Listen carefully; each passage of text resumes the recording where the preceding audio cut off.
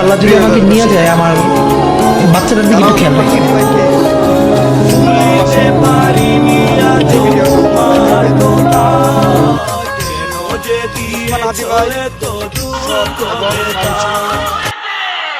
সবাই যখন মৃত্যুটাকে ভীষণ ভয় পায়, আমি তখন হাসতে হাসতে আল্লাহর কাছে ভীষণ সন্তুষ্টি নিয়ে পৌঁছতে।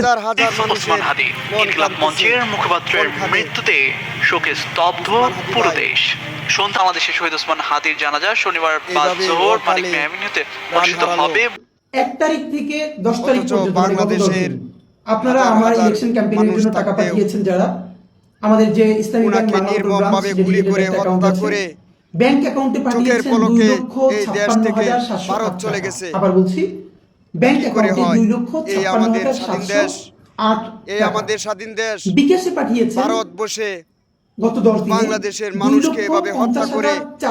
হাদি ভাই তো আমাদেরও ভাই, আপনাদেরও ভাই, কারো সন্তান। কেমন করে নগদে পাঠিয়েছেন গত 10 দিনে ওই 47,801 টাকা করতেছে।